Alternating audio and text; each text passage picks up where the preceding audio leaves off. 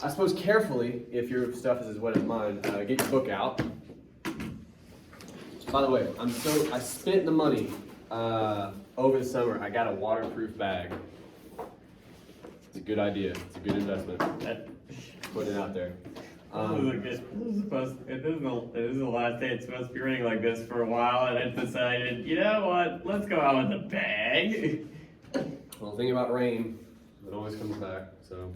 I mean, it's not as bad as the one time that I was in Savannah with my family, and it had been kind of like sort of raining for the past like half an hour. And then I was just like, if you're gonna rain, just do it. And basically the sky opened up and it was like a freaking hurricane there. Weird power to have. I know. I basically told God to shove it, he told me shove you. It happens. All right, let's get into the book. My plan for today, we read chapter 8, hopefully. We're gonna focus on that.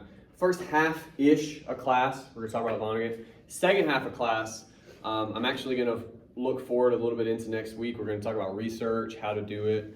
I have reasons for that. I will talk about them when we get there. But that's basically the plan. To begin with, page 208 in the regular size book. If you're using an e-copy, you can probably find it with and then it developed. That's the beginning of the paragraph we're looking at. If you look that up, you'll probably find it. Is anybody, I know I ask this every time, is anybody in the smaller copy of the book? My eyes are not great. That looks like the regular size. I think you're okay. Oh, it's not the same. Huh? Oh, it's not the same. Yeah. Well, no, there's some that are smaller, and the pagination is different in those. But anyway, where we are, if anybody needs this as well on the video, we're very, very, very early in chapter 8. Like if you find the beginning of chapter 8, you turn the page and we're here. The context for what we're about to read. We are with the POWs. Along with them is Campbell. We talked about him last time. The American Nazi. Not a great guy as most Nazis, you know. But in this moment, he has just asked the American POWs to change sides. Basically, he's like, come over, fight for us, you know, being a Nazi is great, all that stuff. And the Americans don't answer him, which is what they do throughout the book. You know, like Billy is the worst about this, but a lot of the American soldiers, and the narrator has kind of told us why at different points, they're beaten down, they're sick, they're tired, they're not gonna respond to this asshole, right? But somebody does. Derby does, here. I want to talk about it for a second. So again, we're on 208. I'm going to read 2 paragraphs at you. It goes for longer, and we can consider those things if you want, because they are worth talking about, but I don't want to read it all at you. And then it developed that Campbell was not going to go unanswered after all. Poor old Derby, the doomed high school teacher, lumbered to his feet for what was probably the finest moment in his life. There are almost no characters in this story, and almost no dramatic confrontations, because most of the people in it are so sick and so much the listless playthings of enormous forces. One of the main effects of war, after all, is that people are discouraged from being characters, but old Derby was a character now. His stance was that of a punch-drunk fighter. His head was down. His fists were out front, waiting for information and battle plan. Derby raised his head, called Campbell a snake. He corrected that. He said that snakes couldn't help being snakes, and that Campbell, who could help being what he was something much lower than a snake or a rat, or even a blood-filled tick. Campbell smiled. Now I'm just going to ask to begin with. There's other ways to get at this, but I am curious. Especially that first paragraph. Does anything stand out to you guys as potentially interesting, odd, anything at all, the way we're talking about this? Probably the line of there are almost no characters in this story and almost no dramatic confrontations. That is interesting, right? Yeah. Why is that odd? And I mean, Nicholas said it, but anybody, why is that strange to read in this book? There are no characters, no dramatic confrontations. Why is that a strange? Why is that a strange thing to read in a book? This is a very easy question. Why is that weird to read in a novel? because it's very well it's it's very well like it's very well like directing the typical tropes of stories and stuff like inside it. It's a book. Yeah. There are normally characters and dramatic contrast. Like he's pointing out here, late in the book, but he's pointing out that we don't really have that stuff, right? And if you think about it, you mostly don't. There's not a lot of drama. There's not a lot of like, yeah, get him type of thing. But we have that. He's setting us up. He's saying we're going to have it right now, real quick, and we're going to have a character. What's interesting to me about that is, again, he's saying we haven't had it thus far, but we're going to have it in this moment. He says Old Derby was a character now. So before this and after this, not so much. But in this, something about this moment, he's a character. That's worth thinking about a little bit. What is a character? When you see that word, what do you... Look, this is intentionally like an 11th grade lit class. Remember back when you thought that was a real class? It wasn't. But what's a character? Someone who stands out. What do you mean by that? They're identifiable. Yeah. Are you using it more as like the colloquial, like that guy's a character type thing? Is that what you're saying? Yes and no. Okay. I mean, when it says that, like, when you take it from like a real world perspective, Yeah.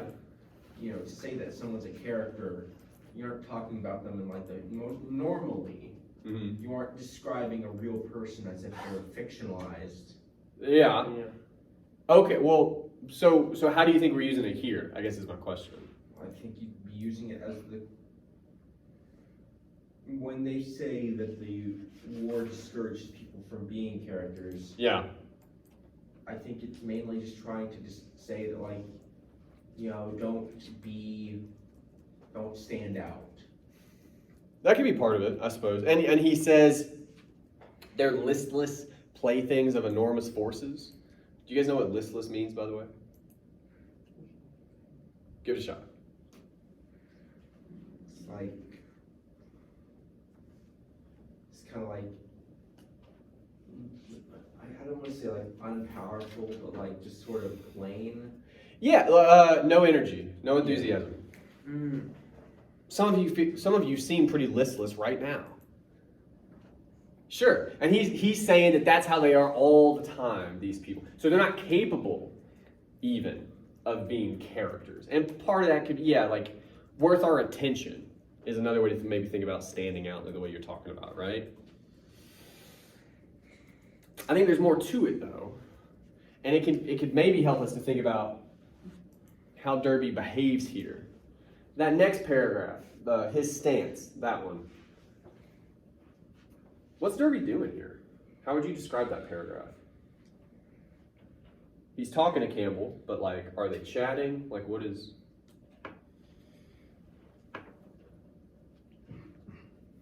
He called him out. Yeah.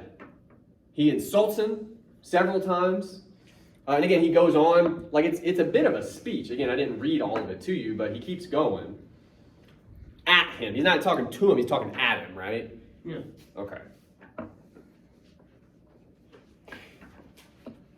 If you guys picture this scene, I don't know if you do that when you read, I do. What does it look like? Like, how's Derby standing? Like, how do you see it? I would say that he's like standing and like in the midst of the down his fist for out front. Well, like, what's his posture like? What's his tone like? You know what I'm saying? Are there any other elements in the scene that you see when this is playing in your head? I mean, they mention animals a lot in the description of the stuff. Snake, rat, blood-filled tick. Basically someone who's about to fight, but someone who But someone who's not gonna fight well honorably, or Yeah, no, he's insinuating he's like a little cheat or something, like a little, yeah. Well, then after that, I mean, maybe this will help, maybe it won't. Derby spoke movingly of the American form of government, freedom and justice, opportunities, fair play for all. There wasn't a man there who wouldn't gladly die for those ideals. Talks about brotherhood, all this stuff. You guys don't see that any kind of certain way when you're reading that? Sounds like he's calling out Campbell, saying that he's He absolutely wrong. is. In some sense, yeah. He's absolutely calling him out, no matter how, like, what you think he sort of means in terms of the content.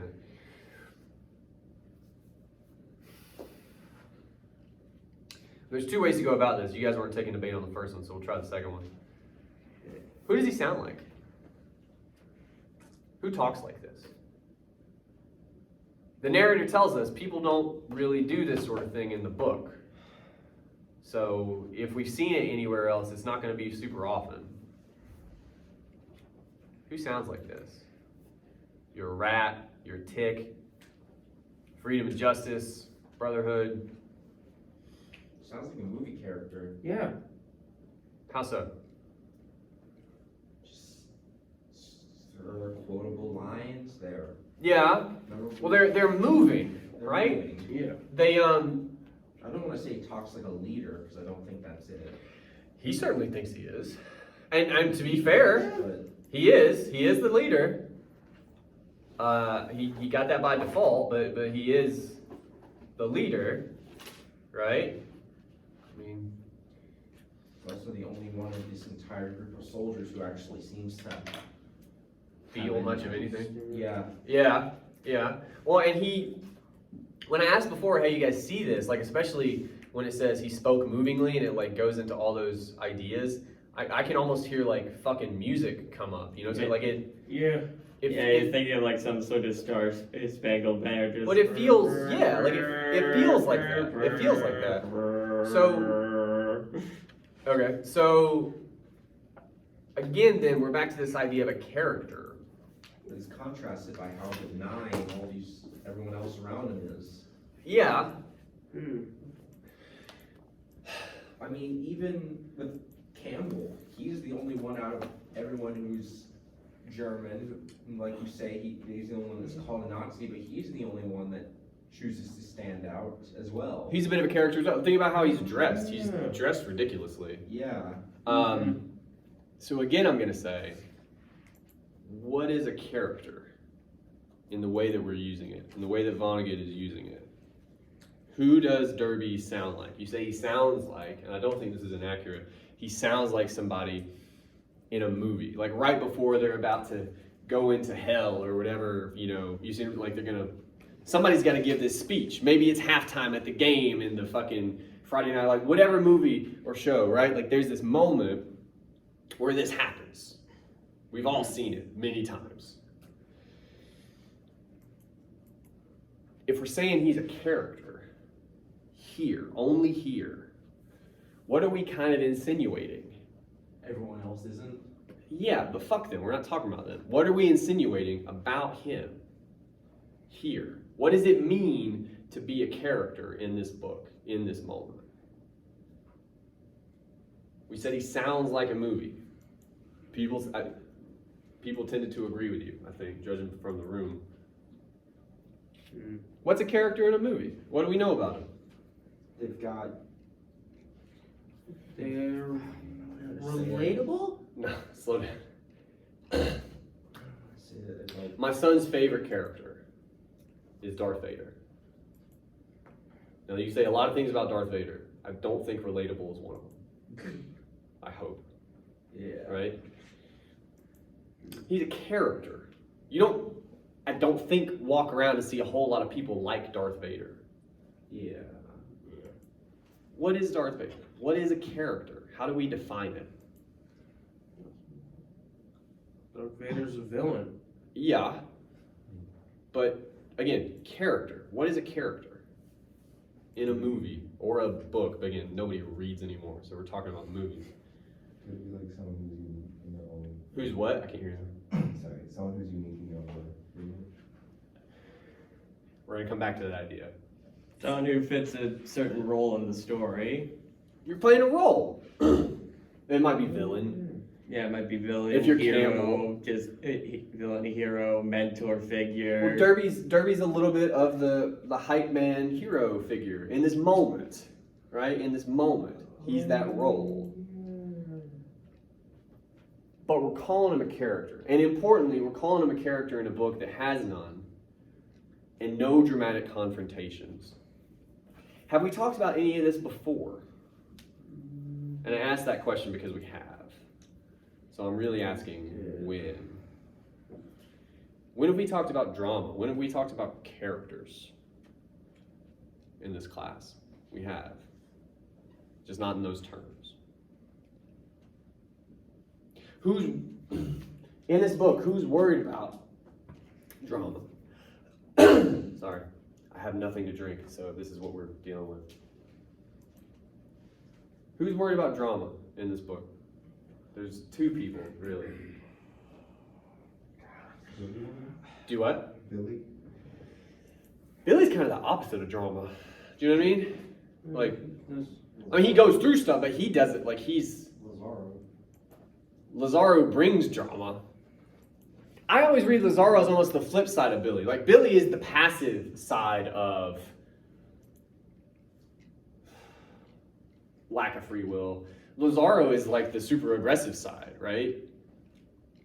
What I mean by drama is drama affects you in some kind of a way. You laugh, you cry. I cry at movies, by the way, especially since... Has anybody ever seen the movie Onward? Have you guys seen that? Yeah. Dude, there's a scene where you see the two boys grow up without their dad. I'm talking about I'm getting fucking... It will wreck me. It will wreck me. It's like 20 seconds of a movie and I will cry like a bitch. All right? Drama moves you, okay? He's saying there's none, for the most part, in this book. But we do talk about drama. Two characters, I'll go into the narrator is one of them, wants none of it in the book. And he tells us he feels like he's done his job. There's not really any drama in this book. There's no dramatic confrontations. Except here. He's telling us there's going to be one here. Who else is worried about drama? Who else is worried about characters in this book? They're worried about it. Because drama moves you in a certain direction. Yeah. Was her name Mary, the wife? Good. What brought you to that? What is she worried about? She's worried that it'll influence people to go into war. Right, because they see, she's stylish, I think is the word. We talk about it, glamorizing, she talks about it that way, But what is she really talking about in those movies? She's talking about scenes like this one. We all want to be, whether it's war or whatever, you want that moment. You want to be able to like, listen to me, to feel that righteous like indignation, all that stuff. But he says he's a character. He says he's playing a role. We said already, it sounds like a movie. John Wayne could play this, you know what I'm saying? Like, this is one of the few parts in the book you could direct this with an actor. Now, all of that said, what are we implying maybe about Derby's behavior here if we say that he's a character in this moment? What does it mean to be a character? It means you're not what? The way that we've come to define it.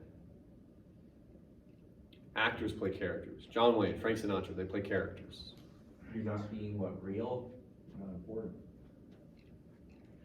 We can be important to the story, but yeah, it's not authentic in the way that we think of authenticity, because you're playing a role.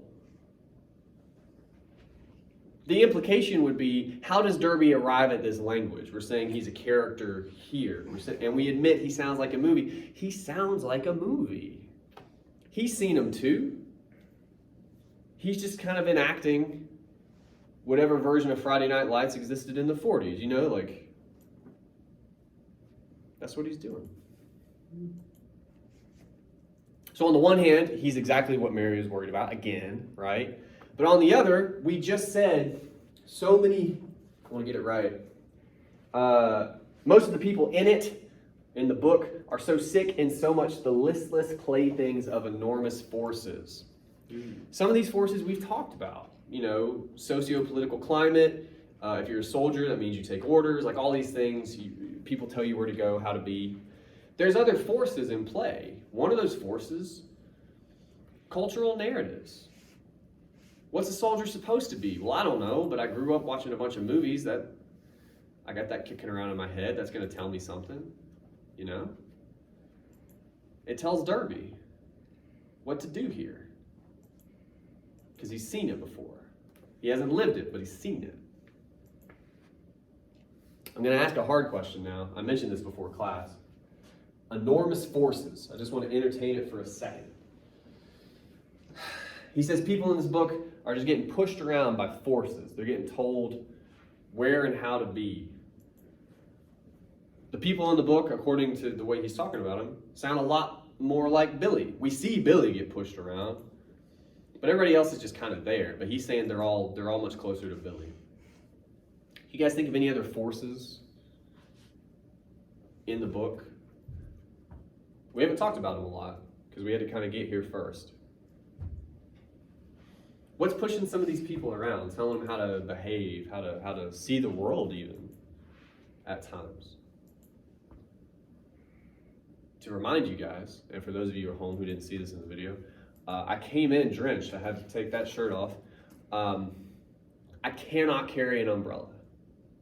I cannot, because of how I was raised. I cannot be comfortable with it. The whole time, my dad's in my head, like, what the fuck are you doing? You put your shoulders up, you get wet, deal with it. Am I saying that's right? No. Am I saying that's how I was fucking, yes. I love that retroactive mental damage, huh? There's good and bad with any mode of thought, but the point is, that's a force in my life. It's like masculine, stereotypical, like, I can't get rid of all that, Directs my behavior. We don't have to answer that question right now, but I want it on your plate. Again, there's a lot of stuff in this book. It's not just fate. We obviously talk about fate and free will. There's a lot of other forces in the book, just like fate, that push people around. They're in there. He brings them up a lot. But I think you miss them sometimes. The implication being we deal with those forces too. We just don't see them because we're in them. Anyway, moving right along. I guess to put a pin in that conversation, it reminds me a lot of Little Boy. We talked about Little Boy. He can do nothing and neither can I. I was like, well, what can't you do anything about? And if you really start thinking about your place in the world, again, we're back to this question of enormous forces. Anyway, much more fun conversation to be had on 218. This is a bit further in the book, obviously, from where we just were. We're still in chapter 8. Where we're at now in the narrative. Oh, and if you're in an e-copy, if you just look up Maggie White, she's the character we're going to look at. And she is perhaps a bit of a character. We're later in Billy's life now. We're at a party. I believe it's their anniversary party. There's all kinds of people there. Kilgore Trout is there. Kooky Kilgore Trout is there. And he's talking to a woman named Maggie. Now, a couple things about this. She assumes he's famous because he's an author, which is funny. And he keeps telling her all these ridiculous things. He's just coming up with story, like very, very silly story ideas. But I'm interested in the description of Maggie that we get on 218. She says, "Did that really happen?" said Maggie White, and that's to some, again, insane thing Trout just said. Here's her description. "She was a dull person, but a sensational invitation to make babies. Men looked at her and wanted to fill her up with babies right away. She hadn't had even one baby yet. She used birth control." That's the description we get of this woman. Now I'm gonna ask again. Does anything strike you as odd about how we talk about her? Seems strange. Mine kind of goes instantly in the gutter with the narrator. What do you mean by that?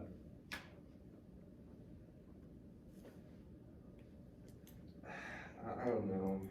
Okay. Something that popped in my head. Okay.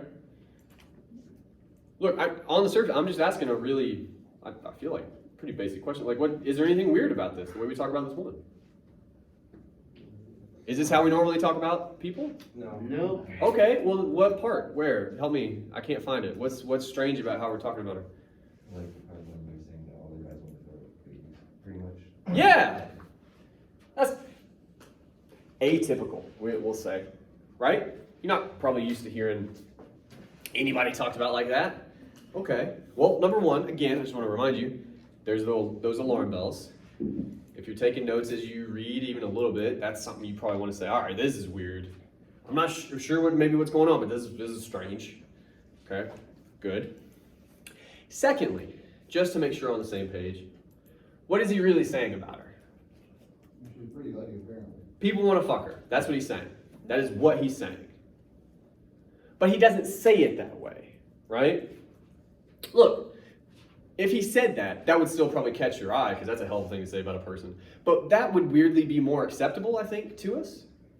You know? People exist in the world that people find sexually attractive. Like, that's somewhat normal. Not maybe a normal thing to say, but it's normal. The way he phrases it is odd. And the way we've been talking about text this whole time, we're thinking about language. So let's think about this. What does it mean to describe her like that? She's an, I can almost do it. She's an excellent invitation to make babies, something like that.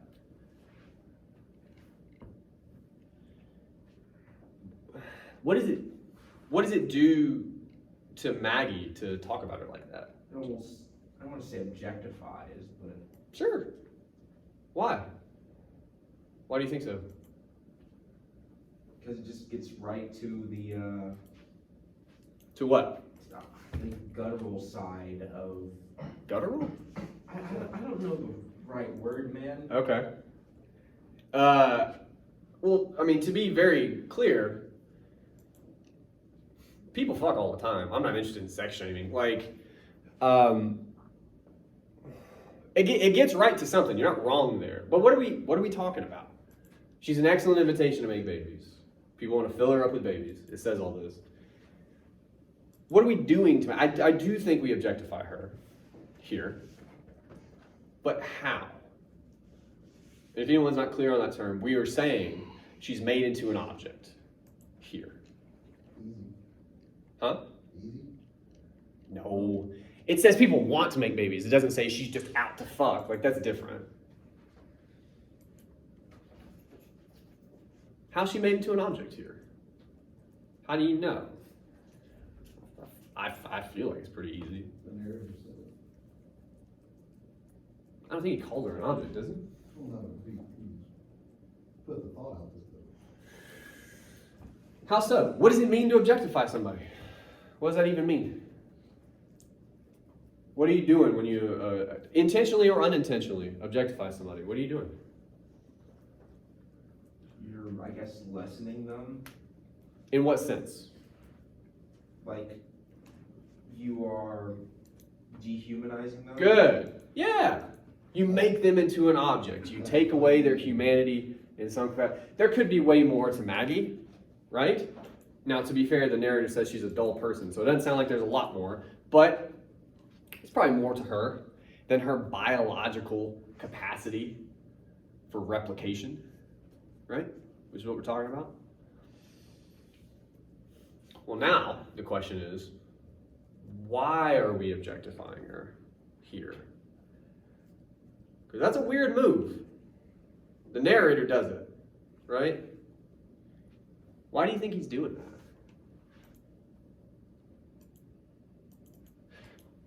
Does it sound like anything else we've read in the book?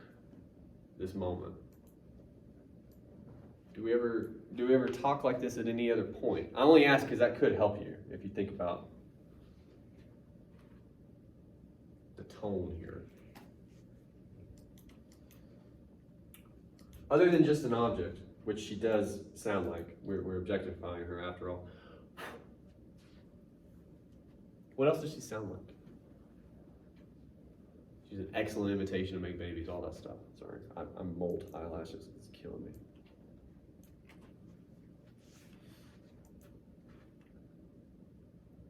Do we ever objectify anybody else in the book? Maybe we'll try that.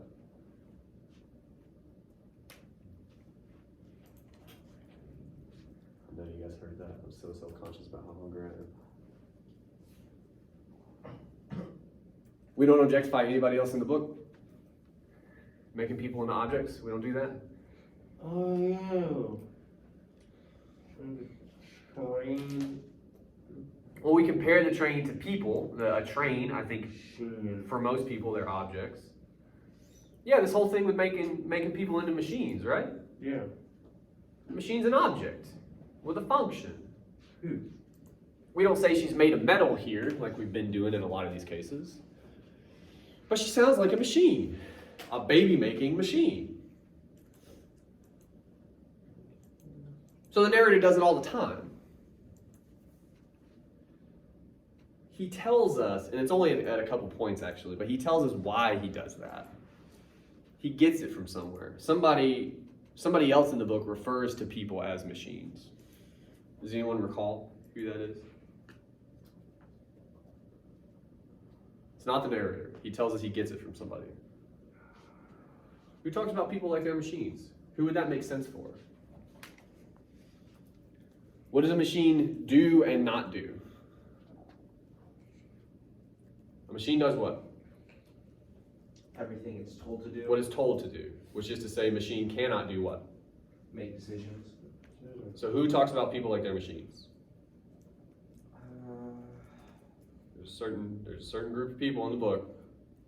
They're not even people. But the Trophmodorians? Yeah. Again, the idea, if fate is real and free will does not exist, then we are machines, essentially. We don't know it. So in this case, Maggie is objectified, not specifically by the narrator, but by the idea that he's using when it comes to describing people. He's describing them as machines. She's a machine, Billy's a machine, all that stuff. This is her function, her biological function, according to that perspective, right? And it dehumanizes her, and that upsets us. My other question, and this didn't go well in the first class either, but I have to ask. Does anybody else, does any other perspective or worldview, or because this actually gets us back to an earlier conversation I was trying to have with you guys. Would anybody else talk about Maggie like this? Like this is her role, this is her purpose to make babies. Especially when it comes to sex.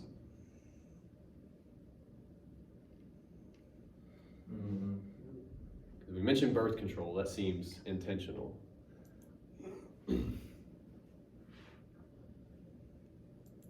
Nobody else talks about women like this. Ever. Okay. It's not Lazaro who talks about it like this. No, I'm not even necessarily interested in characters in the book. The point I was trying to make, and I'll leave it alone for now, I just want you thinking about it. This book, like any other art, any other texts we engage with, reflects the society that it came up in, right? Now, this is from the 60s, and none of us were alive then, okay? Fine. But it's not so different from today. We still have a whole lot of the ideas they had kicking around then. And I, in my life, have absolutely heard people talk about women and or sex in terms not totally dissimilar from these. And the point is two things. One, it's pretty wild that we occasionally sound like Trophmodorians and don't realize it. And two, if you're ever able to answer that question, and I do think you can, some of you just may not be willing to for some reason, That's another one of those enormous forces, and it's in the book a lot, actually. We haven't talked about it, and by the looks of it, we're not going to get to, but it's absolutely in the book. There's a whole lot of forces moving people. This is another one of them. Anyway, all right. One more thing I want to talk about. Yeah, because at some point we're going to get to research. 221, just a couple pages from this one. Again, we are just in chapter 8 here. We are still at the party, their anniversary party, Valencia and Billy's. And again, this is in the 60s, so things are different. They have a barbershop quartet. That's just 4 guys singing a cappella. People used to enjoy it, I guess. I don't know why, but that's what they're doing. And this quartet, they sing a song. You get some of the lyrics up here at the top of 220, but it's called Old Gang of Mine, and it's about people that you miss, you haven't seen, in a long time. That's the song. At the end of this, the narrator tells us Billy has a powerful psychosomatic response. His mouth filled with the taste of lemonade. His face became grotesque. He looked like he was being tortured. That's our context. What I'm interested in is on 221. Valencia notices. I think several people notice. And she asks, "Are you okay?" And he says, "Yeah, I'm fine." And he was too, the narrator says. Except that he could find no explanation for why the song had affected him so grotesquely. He had supposed for years that he had no secrets from himself. Here was proof he had a great big secret somewhere inside, and he could not imagine what it was. He has a secret from himself. He does not know why he reacted the way he did to this song, but it hit him hard, okay? Now, Kilgore walks up after this. I'm just going to flip a couple pages. Kilgore comes up and notices. It says, "I think you saw through a time window." And that's, on some level, Kilgore being Kilgore. But he basically thinks Billy has seen through time. And with what we know about Billy, that makes a lot of sense, okay, given his whole being unstuck, all that business. But something else happens on 227. Man, I'm going to be dealing with that. All right. We finally get to the bombing of Dresden at this point in the book. And Billy and everybody else who survives, they're in the basement of the slaughterhouse. But they come up. And later, Billy tells us, he describes it, it's like the surface of the moon, when they see it. But this is the first moment when they come up here at the bottom of 227. The guards drew together instinctively, rolled their eyes. They experimented with one expression and then another, said nothing, though their mouths were often open. They looked like a silent film of a barbershop quartet. And then we get some of the lyrics from, I can't remember the name of it. So Long Forever, Old Fellows and Pals, that song that they were singing just a couple pages ago. This is the time window. This is what he saw, this moment.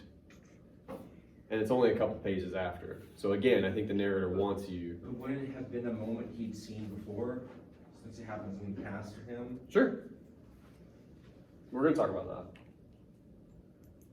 The first thing we got to talk about, though. He says it's a secret, so it's something Billy can't figure out, but I think we can start to try. He sees the barbershop quartet and the song they're singing and the faces they're making, and he goes back to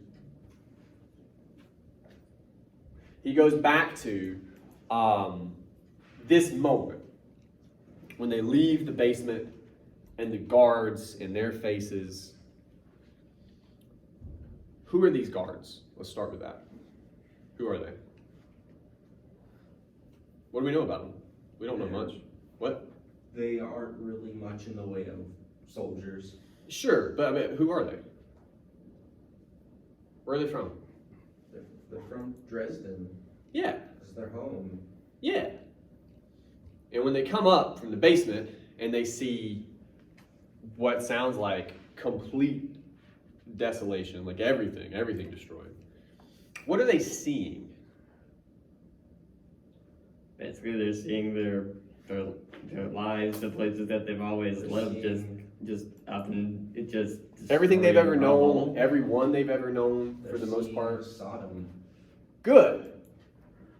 They're Lot's wife, right? We talked about her way back when she looks back, what she's looking back at, everybody she's ever known, everything she's ever known has been destroyed. They do that here. And Billy watches them do that. He watches their face, okay? And apparently even that, seeing that affects him, right? So much so that years later, decades later, at a party, his mind goes back there for a second. And it like takes him out, right? Like it affects him deeply.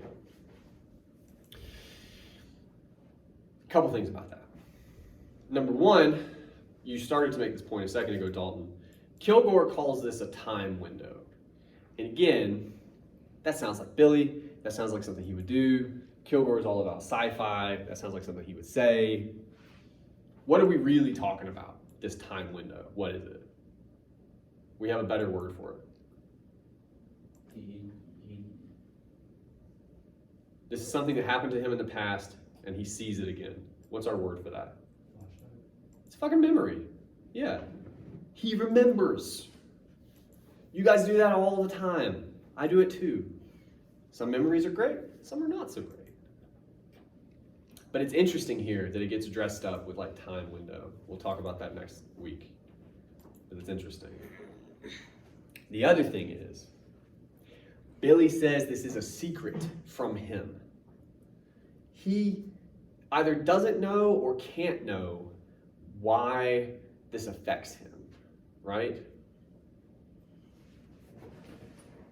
Why do you think that is? Because we've been with Billy a lot. He cries sometimes in the dark, you know what I'm saying? Like he's clearly struggling with something. But again, it's a secret from him. Why do you think that is? Because it seems pretty clear here that he's struggling with shit he saw in the war, especially this moment with these guards. That, you know, why can't he know that about himself, do you think? Why is it a secret? That's an interesting way to put it. Who is Billy? How does he carry himself, you know? He's benign. He's no one, pretty much. I mean, yeah, he doesn't exercise much, if any, free will. He Doesn't really have much of a self-identity. I mean, to a degree, he how does he interact with the world most of the time? He doesn't. Yeah. So then, wouldn't being affected by something like this kind of read counter to that? You know? Everything about Billy, again, for the most part, has been he's unaffected. He even talks about his own death at several points, and he's like, "Yeah, it's fine. You know, that's gonna happen. Don't worry about it." Why does he talk that way? I guess we could start there. Again, I can remember right now 2 different occurrences, there may be more, where he talks about his death and how it's going to happen, and he's not sweating it. He knows who's going to do it. It's Lazaro. It's gonna be with the freaking laser rifle. Yeah. Like, he's not worried about it. Why? Why is he unbothered by that, he says?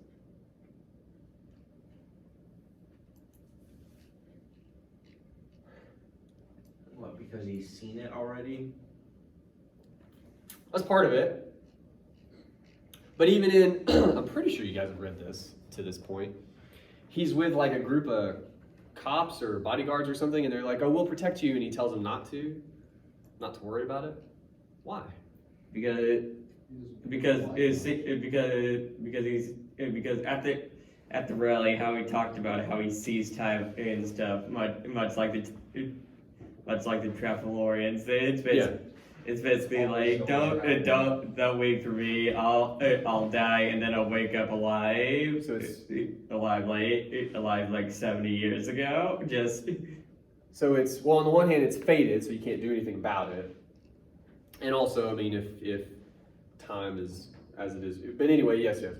So again, we're back to this idea of fate and free will. And if free will does not exist, then why get worked up about it? Essentially, right? And Billy does espouse these views. He talks about them a lot. But what's interesting is I don't, here in this moment, it doesn't sound like he really believes that. He is affected. Again, the Tralfamadorians' fate, that whole business, would say, well, Dresden was always going to get bombed. Those people were always, like, that was always going to happen. Nothing could be done by anyone. So why sweat it? You know? Tralfamadorians would not sweat it. Billy tries to convince himself he feels that way. He's showing what, his humanity? I think so. This is one of the few, but it's a secret from him, right? He can't quite parse it, but I think we can. That's his Everything secret. He's learned and everything he's been told, he's. Well, everything he believes. This is his He belief. can believe, forced himself to believe that he, I won't say isn't human, but I mean, he doesn't think humanity matters. I mean, he believes that, again. But the truth of it seems to be he doesn't believe it. He just won't allow himself to recognize that. Or he can't allow himself to recognize it. Yeah. It doesn't affect me at all. I know what's gonna happen. Shut up. No, it doesn't. I'm fine. Everything's fine. Well, but again, like this, all this comes back to, again, the Tralfamadorians, our conversation about fate, but also seeing things and not seeing them, looking back, not looking back, that whole business. Billy doesn't, at the very least, he doesn't look back by choice. When he does travel, he's unstuck, right? Like that's not up to him. But the secret is he does care. He just likes to think that he doesn't. A lot of people in the book do that, actually, not just Tralfamadorians. All right. We will finish these conversations next time because we will actually finally finish the book. What I want to do now, struggle with this for a second.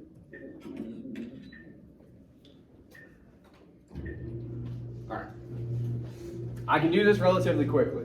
I want you to know, first of all. The second thing I got to tell you, it is kind of boring. I know that. But I can do it fast. Provided the room makes any kind of sense. Is it 2? I always forget. Again, in my day, we just had switches. I don't understand why we need numbers. All right.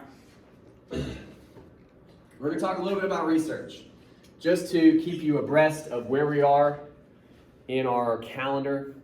We're going to finish Vonnegut for next time. You're going to read Jarvis, which is a paper I gave you. It's on Coursed-In.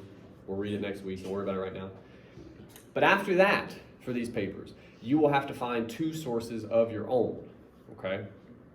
With that in mind, in the off chance any of you get a little bit ahead, want to start that process, I'm going to talk to you about research for 10 or 15 minutes. Okay. To begin with, I just Googled the library. UWG library will get you there. It's a little bigger. All right. Now on the front page of the library, most of anything you want to do, you can just do with this bar, okay? For instance, if you're trying to look up something about Vonnegut, he's actually rather famous, just look him up, see what happens, right? And the internet has been kind of slow today, so we'll take a little longer. All right, quick note, I'm gonna point things out as we go. First of all, if you're doing this off campus, West Georgia has to pay for access to anything you see on here, so they want to make sure you're a student. If you're off campus, there's going to be a bar right there. It asks you to log in. You log in with your MyUWG stuff, same as you would anywhere else, and then you can do this. If you're on campus, you're fine because you're on campus. But anyway, I've typed in Vonnegut. Right now, we have 54,000 things we could look at. That's a lot. That's too many. You have no chance of navigating that. There's a couple things we need to do. Down here on the left, you gotta click a couple things. Full text, you always want to turn that on. That is anything we have access to the full thing. That it went quickly, but that took us down to 44,000. The next thing you want to click, scholarly journals. That's going to take us down quite a bit, actually.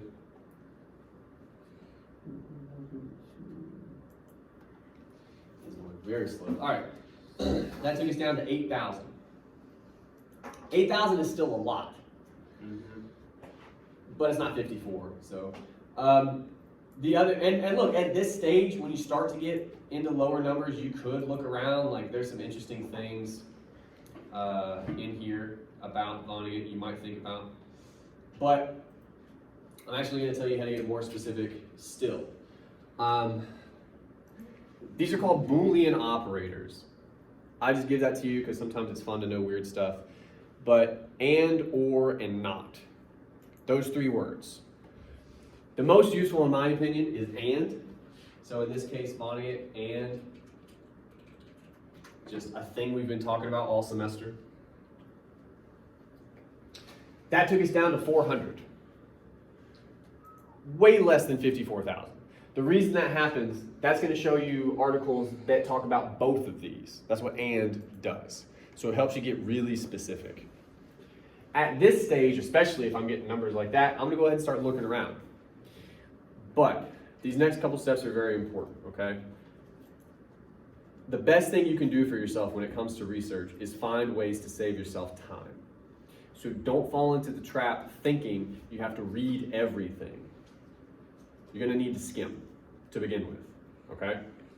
So right now, the good thing about scholarly articles, most of them have very descriptive titles, right?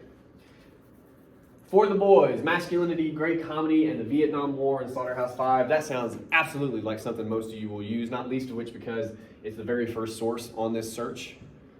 I get it a lot when I do this paper, but that's fine. The second one, this is the Jarvis article, actually. It's talking about Vietnam, World War II, Slaughterhouse-Five.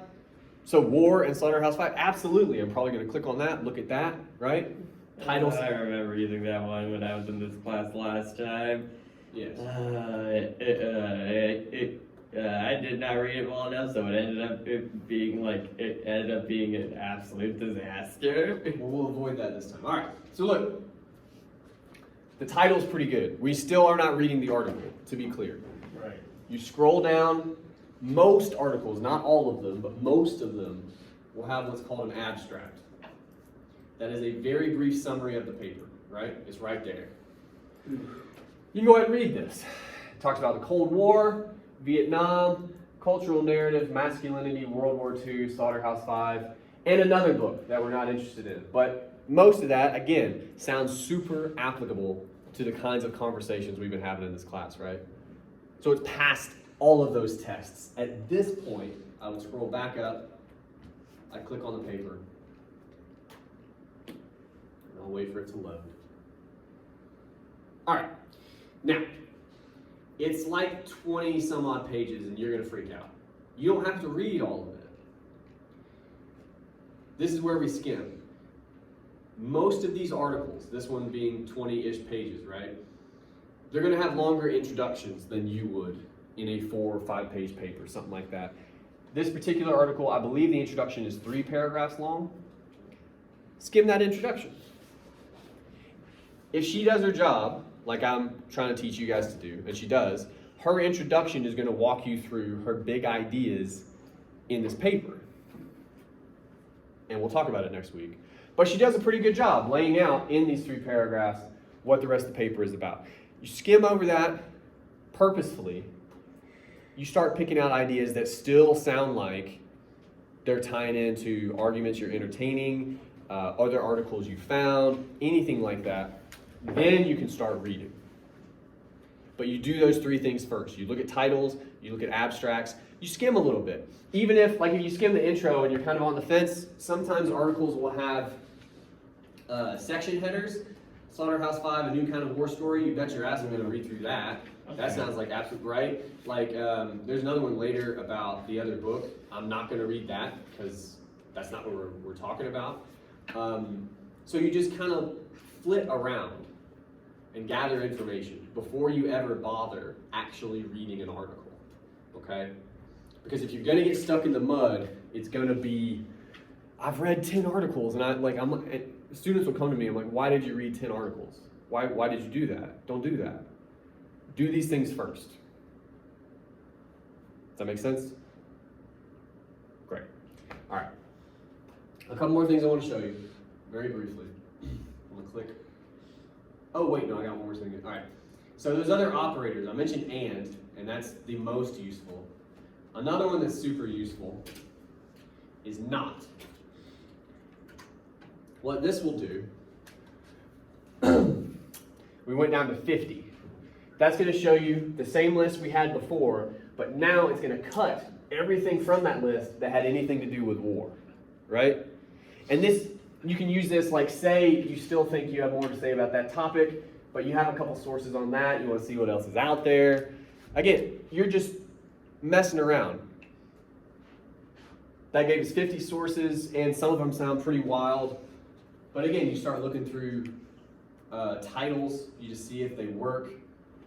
A lot of these, to be perfectly honest with you, sound bananas. I don't know if they would help you very much. Let's try this instead.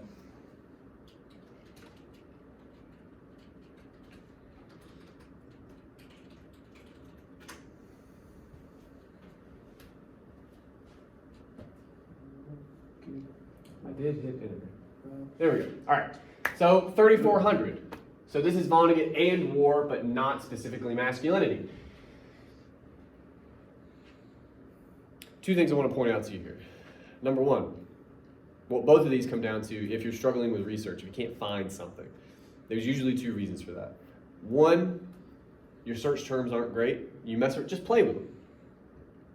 The first 2 or 3 times out of the gate, whatever you're looking for may not be quite right. You know, Vonnegut's probably going to be pretty good. You can probably roll with that. War, masculinity, free will, fate, choice, time, right? Just play with your terms a little bit because that'll change your results.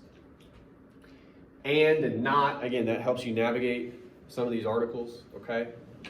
The other thing I want to point out to you, every semester I get students who say some iteration of, I can't find anything. And I'm like, you absolutely can find anything. What you actually mean is, some students have this notion, whatever argument they're kicking around, there's a perfect article out there that exists that encapsulates it, whatever thing is going on in your head. That's almost never true. That's almost never true, okay? The way research is meant to work, you have ideas, you have notions, you go look them up. You read some stuff. That may agree with your ideas, it may disagree, it may change your ideas. That can happen too. But you just gotta see what's out there. Don't go in assuming you're gonna go fishing for the perfect article. It rarely exists, right? The other thing I wanna show you real quick, just because I didn't mention it, I don't know why it exists, to be perfectly honest with you. Or the way it works. I'm gonna wait for it to load. Okay. Oh, wow. That took us to 360,000. The reason for that, it gives us everything about Vonnegut or everything about masculinity. I've never used it before in my life. I always just show it to you so you know how it works. It is a thing. I don't know why. All right. One more piece to this, and then I'll shut it down. Most of you will be absolutely fine with Galileo, okay? But there are instances for different reasons that Galileo doesn't work for you, for whatever reason, okay? You're just not finding stuff maybe. There's one more place you can go. It's on this front page again. You go to databases. You click here. By the way, if you're ever in another class and you're asked to do some kind of research, Galileo can still help you because Galileo just looks through like a bunch of different databases. But depending on what that class, like say you have a research paper in a poli-sci class, You can also come here. There's a bunch of specifically poli-sci databases to look through, and that can help. In our case, obviously, we won't be doing that. We're going to go to English. I'm not going to go through all these. I used to, but for the sake of your boredom, MLA is really good. JSTOR right here is really good. There's a couple others down here, but the one I want to show you, just because it's super different. Project Muse. You can see from the jump, it looks super different. The good thing about these other databases, oftentimes, they search through other sources. So if you're on Galileo, especially, and whatever you're looking for, you're not turning up anything, you may need to mess with your search terms, first of all. But you can also try different databases, just to see. So in this case, I'll use one we already used.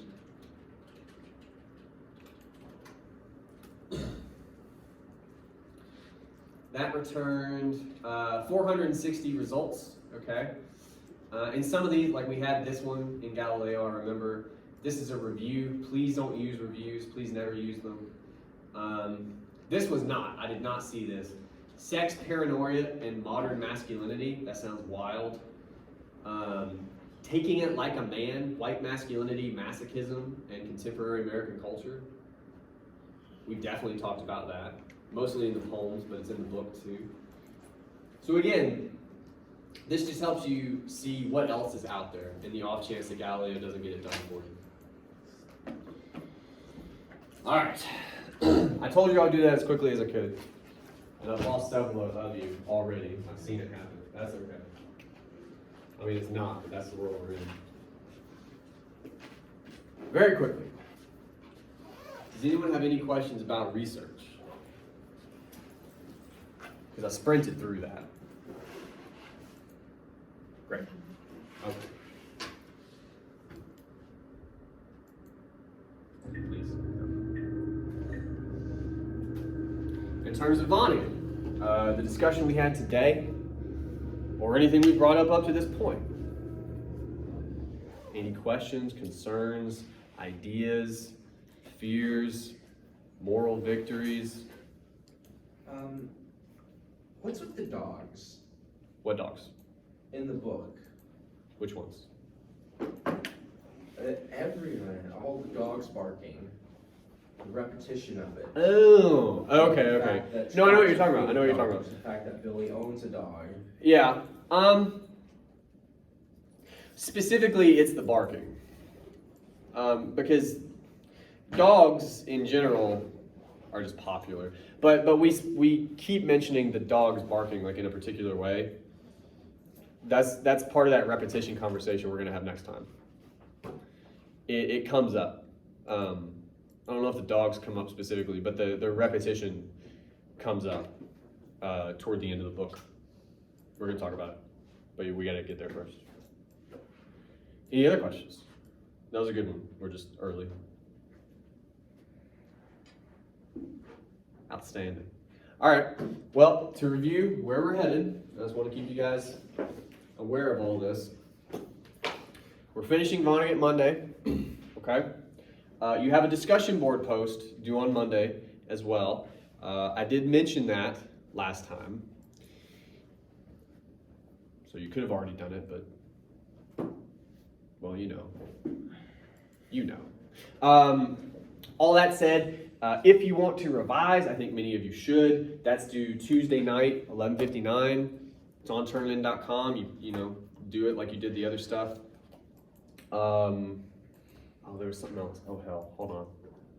Oh, I forgot. Oh, if you somehow, and some of you will, if you somehow get past all that, you've done Vonnegut, you've done the discussion board, you've done the revision, outstanding for you. You can start doing a little bit of research if you want. That's why I showed this to you. I know most of you are like, who are those people? Fuck them. But like some of those people exist.